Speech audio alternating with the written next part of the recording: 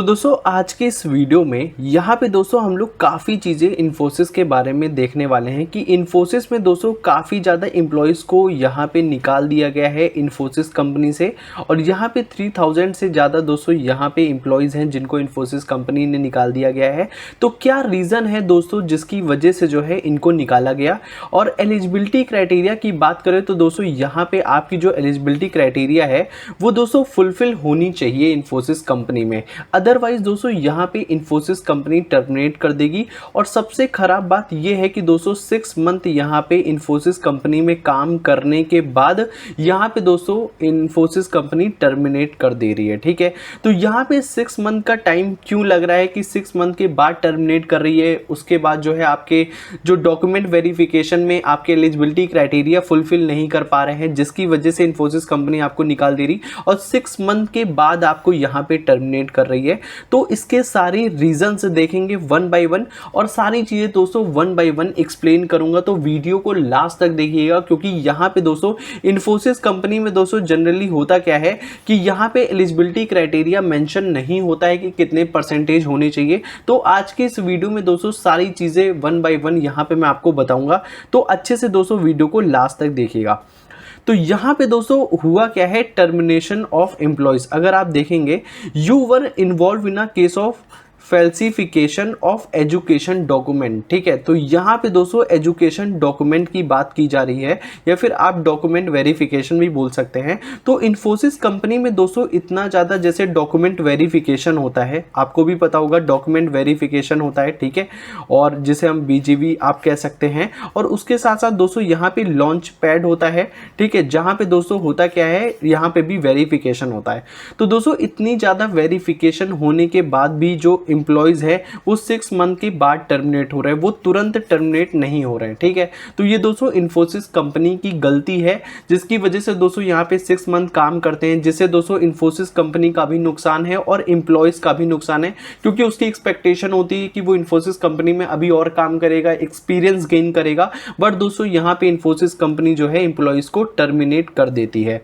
अब यहाँ पे चीजें समझते हैं कि क्यों टर्मिनेट कर रही है। ठीक है, अब उसके पहले दोस्तों यहाँ पे आपके एलिजिबिलिटी क्राइटेरिया फुलफिल होने चाहिए।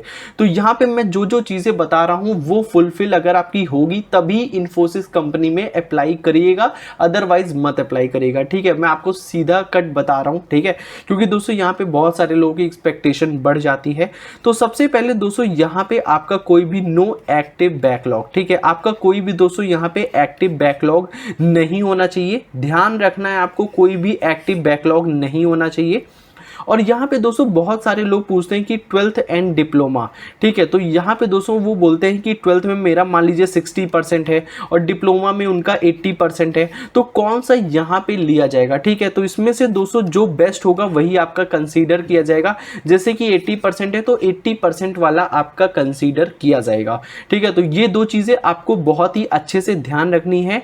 अब आगे बात करते हैं। ठीक है, अब यहाँ पे दोस्तों 10th की बात करते हैं। तो 10th में आपका कितना परसेंटेज होना चाहिए। तो दोस्तों यहाँ पे 10th में आपका 60% एटलीस्ट होना चाहिए। 60% दोस्तों आपका होना कंपलसरी है। और यहाँ पे दोस्तों अगर हम लोग 12th की बात करें तो 12th में भी दोस्तों आपका 60% होना कंपलसरी है। ठीक है, तो यहाँ पे ये चीज़ आपको ध्यान रखना है कि अगर आपका 59.9% भी है तब भी दोस्तों आप एलिजिबल नहीं है। तो अगर आप 10th में या फिर 12th में भी 58% है तो भी दोस्तों यहाँ पे आप एलिजिबल नहीं है। ध्यान रखना है आपको, 10th और 12th में 60% होना जरूरी है। अब दोस्तों यहाँ पे मान लेते हैं कि आपको यहाँ पे परसेंटेज में आपको नहीं मिलता है। ठीक है, तो जैसे मान लीजिए बहुत सारे लोगों ने कहा है तो सर मेरा जो है 6 CGPA है। ठीक है, तो 6 CGPA का मतलब क्या होता है, आपको दोस्तों 6.0 मल्टीप्लाई बाई 9.5 से आपको मल्टीप्लाई करना है। ये दोस्तों यहाँ पे आपको मिलेगा 57%। ठीक है, अब ये जो 57% आए हैं इसका मतलब ये है कि आप एलिजिबल नहीं है। ठीक है, ध्यान रखना है आप एलिजिबल नहीं है। तो इस तरीके से निकालना है आपका जो भी यहाँ पे CGPA होगा। मान लीजिए दोस्तों 8.8 है। ठीक है, तो अब यहाँ पे लेके चलते हैं, मान लीजिए 8.8 है, इसको मल्टीप्लाई कर लीजिए 9.5 से। जितना परसेंटेज आता है आप देख लीजिए, अगर 60 से ज़्यादा है तो आप अप्लाई कर सकते हैं। ठीक है, ध्यान रखना है। तो आई होप दोस्तों आपका 10th और 12th का जो क्राइटेरिया है वो आई होप सारी चीज़ें क्लियर हो गई होंगी। अब दोस्तों थोड़ा सा डिप्लोमा की बात करते हैं, ठीक है। तो यहाँ पे दोस्तों होता क्या है कि डिप्लोमा में थोड़ा सा इन्होंने मैं आपको बताता हूँ कि डिप्लोमा में दोस्तों यहाँ पे जो है इन्होंने कुछ क्राइटेरिया लगा के रखा है। जैसे कि दोस्तों आपका 65% और 6 CGPA होना ज़रूरी है, ठीक है। अगर आपका दोस्तों 6 CGPA है तो कोई इशू नहीं है। अगर आपका 65% है, ठीक है, तो कोई इशू नहीं है। तो अगर आपका 6 CGPA है तो या फिर 6 CGPA से ज़्यादा है आप एलिजिबल हैं, या फिर परसेंटेज में देखें कि आपका 65 से ज़्यादा है तो आप एलिजिबल हैं, ठीक है। तो ये डिप्लोमा का होता है। लेकिन दोस्तों यहाँ पे कुछ एक्सेप्ट दोस्तों, जैसा कि मैंने आपको बताया कि डिप्लोमा में दोस्तों यहाँ पे जो है आपका 65% या फिर और 6 CGPA होना ज़रूरी है, ठीक है। ये चीज़ आपको ध्यान रखना है। अगर आपका 6 CGPA से ज़्यादा है तो दोस्तों आप एलिजिबल हैं डिप्लोमा में, और 65% से अगर आपके ज़्यादा हैं तो दोस्तों आप डिप्लोमा में यहाँ पे एलिजिबल हैं। अब यहाँ पे कुछ स्टेट है दोस्तों जहाँ पे ये जो 65% का जो क्राइटेरिया है वो दोस्तों आगे बढ़ चुका है।